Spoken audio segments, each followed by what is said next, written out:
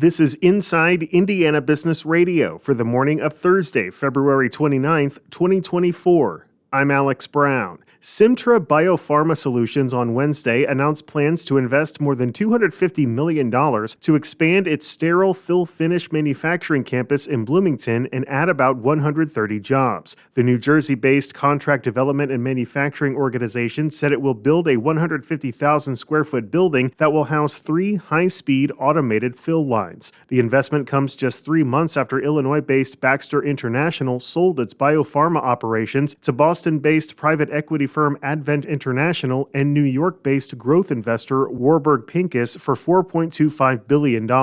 Simtra's campus sits on 31 acres and makes pre-filled medical syringes and vials. Construction on the new facility is slated to begin in June and take about 2 years to complete.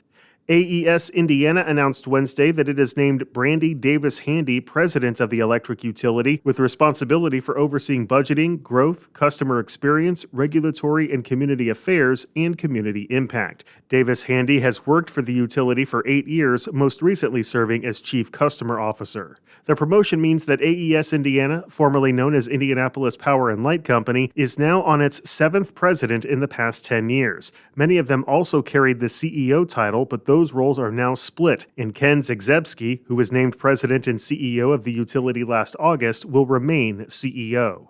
Warsaw-based OrthoWorks is joining with several Kosciuszko County agencies to host the inaugural countywide Hire Kosciuszko hiring fair today. More than a dozen employers will be on hand to meet with job seekers to discuss a variety of open positions. The hiring event will take place from 10 a.m. to 1 p.m. at the Zimmer Biomet Center Lake Pavilion in Warsaw.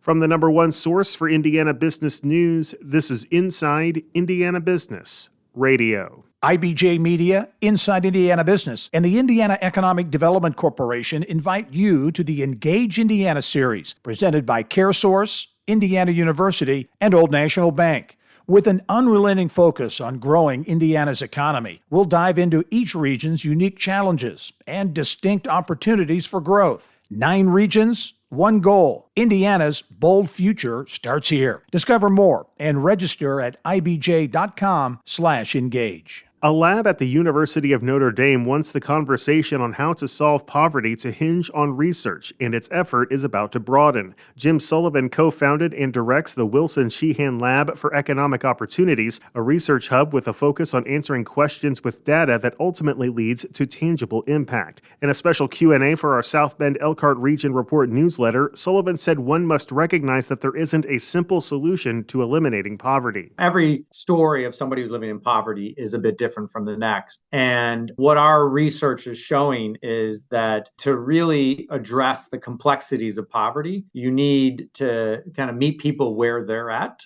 For some people, it might be that better skills that are more marketable in the labor market so they can get a higher wage and a more stable job is exactly what that person needs.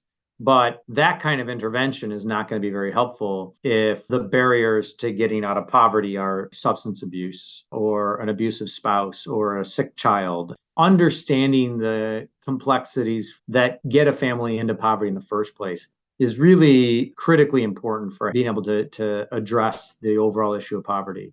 Indiana Attorney General Todd Rokita may have a GOP challenger at the Indiana Republican Party's state convention in June. Madison County Prosecutor Rodney Cummings is exploring a possible bid. He recently sent a letter to county party officials about his interest. More than 1,000 Republican delegates would decide who wins.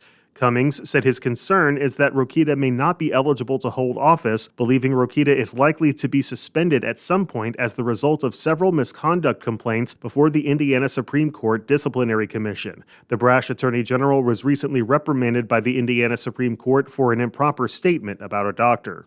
Beck's Hybrids CEO Sonny Beck is this week's guest on the Business and Beyond podcast with Gary Dick, presented by PNC, a weekly conversation with high-profile Hoosiers in business, sports and entertainment, and beyond. Available now from your favorite podcast provider.